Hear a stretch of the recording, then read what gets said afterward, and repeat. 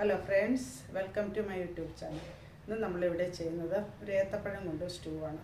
മധുരമുള്ള സ്റ്റൂ, തേങ്ങാപ്പാലൊക്കെ ചേർത്താണ് ചെയ്യുന്നത്. ഇതും പെട്ടെന്ന് ചെയ്യാൻ പറ്റുന്നതാണ്.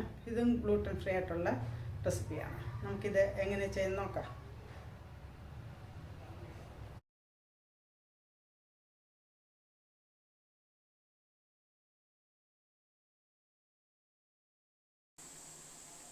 ഏത്തപ്പഴം സ്റ്റൂവിന് വേണ്ടിയിട്ട് നമ്മൾ നല്ല പഴുത്ത പഴം ഒരു 3-4 പഴം എടുത്തിട്ടുണ്ട്. അത് ചെറുതായി കട്ട് ചെയ്തെടുക്കാം. കുറച്ച് തേങ്ങ എടുത്തിട്ടുണ്ട്, അത് നമുക്ക് പാലും പിഴിഞ്ഞെടുക്കണം. പിന്നെ വേണ്ടുന്നത് ഏലക്കായും, അത് പൊടിച്ചെടുക്കാം, പഞ്ചസാരയും. നമുക്ക് ആദ്യം ഏത്തപ്പഴം വേവിച്ചെടുക്കണം. നമ്മൾ തേങ്ങാപ്പാൽ പിഴിഞ്ഞ് വെച്ചിട്ടുണ്ടെങ്കിൽ അവസാനത്തെ പാല് ചേർത്ത് വേവിച്ചെടുക്കാം. അവസാനത്തെ 2 പാലും ചേർത്ത് ഏത്തപ്പഴം നല്ലപോലെ വേവിച്ചെടുക്കണം. കുറച്ച് വെന്ത് കഴിയുമ്പോൾ നമുക്ക് പഞ്ചസാരയും ചേർക്കാം. ഇത് ഈസിയാണ്, പെട്ടെന്ന് ചെയ്തെടുക്കാം. ഏത്തപ്പഴവും അവസാനത്തെ 2 പാലും ചേർത്ത് കുറച്ച് പഞ്ചസാരയും കുറച്ച് ഏലക്കാപ്പൊടിയും ചേർത്ത് നമുക്കത് വേവിച്ചെടുക്കാം.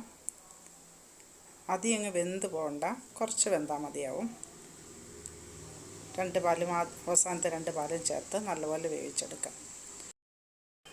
കുറച്ച് വെന്ത് കഴിയുമ്പോൾ നമുക്ക് അവസാനത്തെ പാലും ചേർത്ത് കുറച്ച് ഏലക്ക പൗഡറും കൂടെ ചേർക്കാം.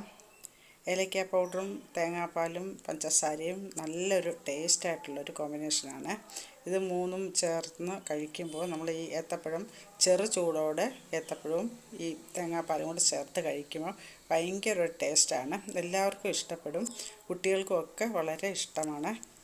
പ്രായമായവർക്കും ഷുഗറൊക്കെ ഉള്ളവർക്കും നമ്മൾ പഞ്ചസാര ചേർക്കാതെ തേങ്ങാപ്പാലിൽ മാത്രം ഏത്തപ്പഴം പുഴുങ്ങി കഴിച്ചാലും അധികം പഴുക്കാത്ത പഴമായിരിക്കണം. അതും അവർക്ക് കൊടുക്കാൻ പറ്റിയൊരാഹാരമാണ്. നമുക്കിങ്ങനെ ചെറു ചൂടോടെ കുടിക്കുമ്പോൾ നമുക്ക് സൂപ്പ് കുടിക്കുന്നൊരു ഫീലാണ്. നല്ല ടേസ്റ്റായിട്ടുള്ളതാണ്. ഇത് കുട്ടികൾക്ക് നിർബന്ധമായും നമ്മൾ ചെയ്ത് കൊടുക്കേണ്ടതാണ്. നമ്മുടെ ഏത്തപ്പഴം സ്റ്റൂ ഇവിടെ റെഡി ആയിട്ടുണ്ട്.